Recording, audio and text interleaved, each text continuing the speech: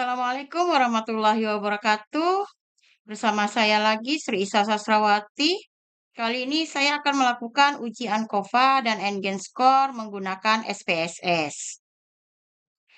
Uji ANCOVA adalah perluasan dari uji statistik parametrik yang digunakan untuk membandingkan rata-rata variabel terikat atau dependent variabel antara kelompok-kelompok dengan mengontrol satu atau lebih variabel numerik tambahan yang disebut dengan covariat atau covariate. Dengan tujuan memastikan bahwa perbedaan post-test benar-benar karena perlakuan, bukan karena perbedaan kemampuan awal. Kemudian saya juga akan melakukan hitungan Engine-Score. Di sini adalah metode analisis yang digunakan untuk mengukur efektivitas suatu metode atau perlakuan treatment tertentu dalam meningkatkan hasil belajar siswa yang berfungsi untuk mengetahui peningkatan pemahaman atau keterampilan siswa sebelum atau pretest dan sesudah atau post-test pembelajaran serta menilai seberapa efektif peningkatan tersebut. Nah, untuk judul penelitian kali ini yaitu efektivitas penggunaan ChatGPT dalam pembelajaran menulis teks puisi pada siswa kelas 8. Untuk rumusan masalahnya, bagaimana efektivitas penggunaan media ChatGPT dalam meningkatkan hasil belajar siswa kelas 8 menulis teks puisi? Nah, untuk hipotesisnya, H0-nya, penggunaan ChatGPT tidak efektif dalam meningkatkan hasil belajar siswa kelas 8 menulis teks puisi. H1-nya, penggunaan ChatGPT efektif dalam meningkatkan hasil belajar siswa kelas 8 menulis teks puisi. Nah, untuk selanjutnya kita akan melakukan uji ANCOVA untuk melihat perbedaan dari kelas eksperimen dan kelas kontrol dalam penggunaan media ChatGPT untuk meningkatkan hasil belajar siswa kelas 8 menulis teks puisi. Kita akan buka aplikasi SPSS-nya terlebih dahulu. Oke, nah di sini eh, saya akan memasukkan data. Kita ambil dulu datanya.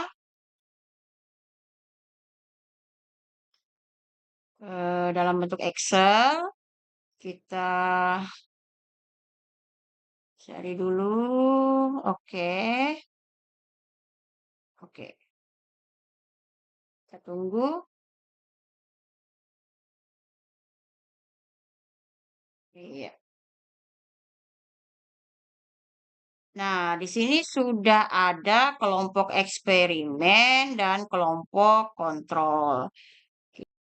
Untuk nomor 1, di sini kita berikan untuk kelas eksperimen. Kemudian nomor 2 ini kelas kontrol. Jadi kita sudah memiliki data untuk kelas eksperimen dan kelas kontrol, nilai pretest dan nilai posttest. Kita langsung saja untuk uji ANCOVA-nya, kita klik Analyze, kemudian General Linear Model, kemudian klik Univariate. Nah, di sini untuk dependent variabelnya kita klik pindahkan posttest. Kemudian untuk fixed factornya kita masukkan kelompok. Kemudian pretest kita simpan di covariate. Setelah itu kita klik option. Di sini yang pertama kita centang adalah descriptive statistik. Kemudian estimate. Setelah itu parameter. Kemudian homogennya juga diklik.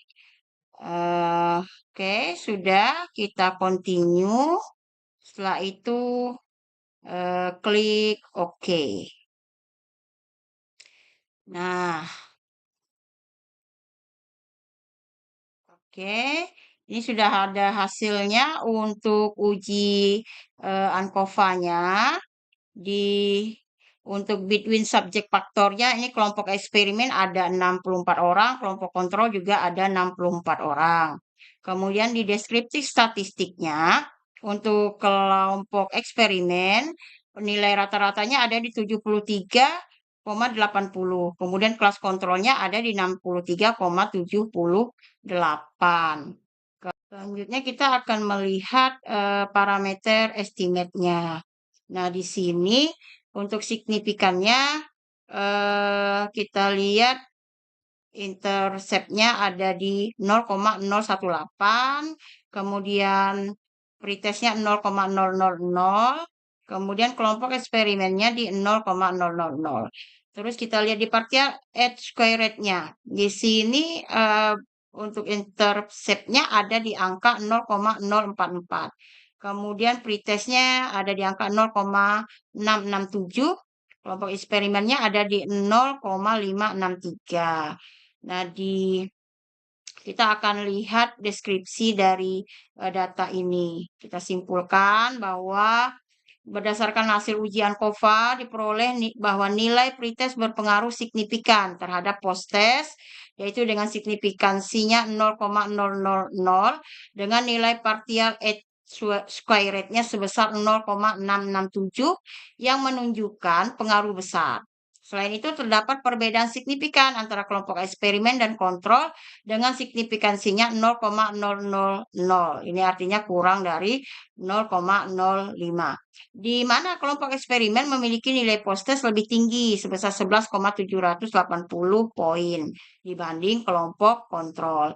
Nilai partial edge square rate sebesar 0,563 menunjukkan bahwa perlakuan yang diberikan memiliki pengaruh yang besar terhadap hasil belajar siswa. Sehingga keputusan yang bisa diambil yaitu penggunaan ChatGPT untuk meningkatkan hasil belajar siswa dalam menulis teks puisi ini efektif dalam meningkatkan hasil belajar sehingga hipotesisnya diterima karena kurang dari 0,05. Nah, itu hasil uji ANCOVA-nya. Selanjutnya, kita akan melakukan uji atau menghitung N-gain score-nya. Untuk menghitung N-gain score, ini ketentuan dasarnya. Jadi nilai N-gain-nya dari kategori tinggi sampai kategori rendah, kemudian N-gain persennya. Ini akan kita lihat dari hasil penghitungan berikut. Kita ke aplikasi SPSS-nya terlebih dahulu. Nah, untuk yang pertama kita akan menghitung nilai post-test dikurangi pretest. Kita klik transform, kemudian compute variable. Di sini target variabelnya kita tulis post-test kurang pretest. Nah, di sini kita klik post-testnya, pindahkan ke numeric expression-nya, kemudian klik kurang, kita pindahkan pretest. Oke, kemudian klik OK. Kita lihat hasilnya. Nah, sudah ada ini untuk nilai post-test kurang pretest. Selanjutnya kita akan mencari nilai skor ideal. Nah, rumusnya itu skor ideal dikurang pretest. Kita klik transform kembali, kemudian compute, ini kita reset dulu. Kita ketik target variabelnya skor ideal kurang pretest. Ya, kita ambil skor ideal kan angka 100. Ya, itu sudah angka paling besar. Kemudian kita klik kurang. Setelah itu kita ambil nilai pretest, pindahkan ke numeric expression. Klik OK. Ya. Ya, sudah ada nilai skor ideal kurang pretest. Sudah muncul di sini. Selanjutnya kita akan menghitung N-gain score. Nah, N-gain score ini nilai pretest kurang post-test ini nanti akan dibagi nilai skor ideal kurang pretest ya. Kita klik transform, kemudian compute variabel. Kita ketik di sini N-gain score. N-gain score. Oke.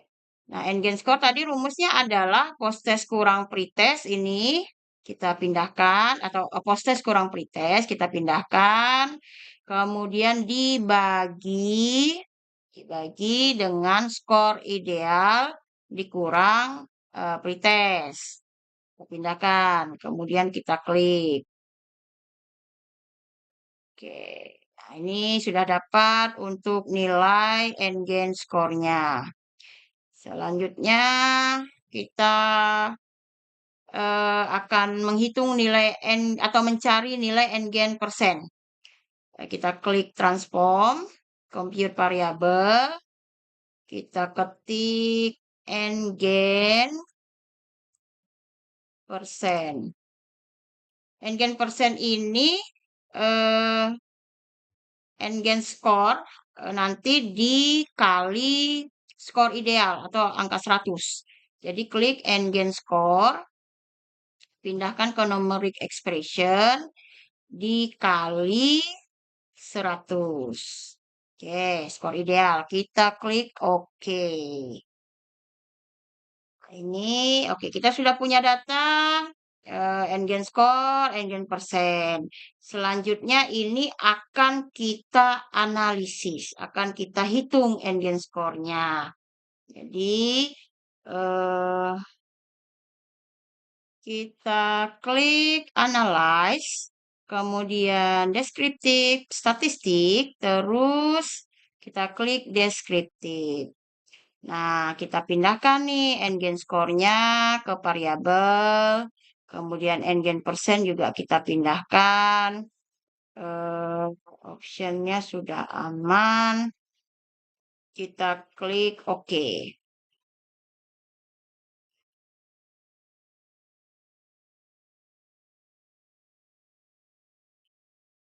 Nah, di sini sudah ada hasil deskriptif statistiknya.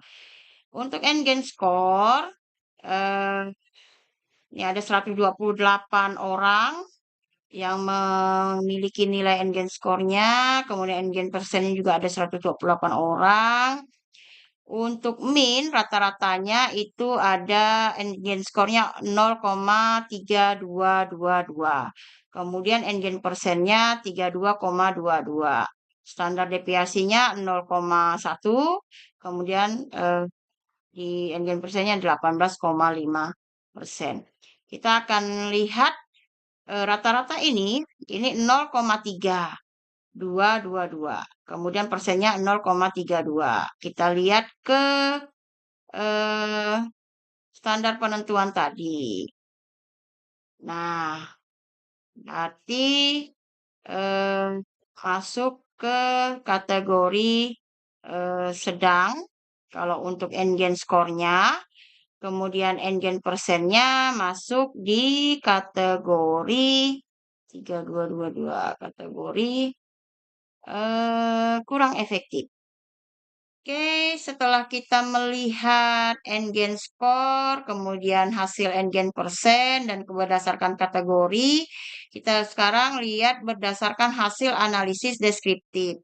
Diperoleh nilai rata-rata N-gain sebesar 0,3222 yang termasuk dalam kategori sedang.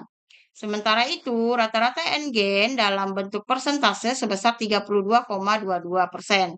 Yang menunjukkan bahwa peningkatan hasil belajar siswa berada pada kategori rendah atau kurang efektif. Nah, terdapat pula nilai minimum negatif yang mengindikasikan adanya beberapa siswa yang mengalami penurunan hasil belajar. Hal ini menunjukkan bahwa efektivitas pembelajaran belum merata pada seluruh siswa. Berdasarkan hasil analisis N-gain, diperoleh rata-rata sebesar 0,3222 yang termasuk dalam kategori sedang. Hal ini menunjukkan bahwa pembelajaran diberikan itu sudah cukup efektif dalam meningkatkan hasil belajar siswa. Dengan demikian, hipotesis yang menyatakan adanya peningkatan hasil belajar dapat diterima secara deskriptif. Meskipun efektivitasnya belum optimal dan belum merata pada seluruh siswa. Nah, demikian hasil analisis yang menggunakan N-gain score. Baik, itu tadi yang bisa saya tampilkan untuk uji Wilcoxon dan menghitung N-Score. Sekian, terima kasih. Wassalamualaikum warahmatullahi wabarakatuh.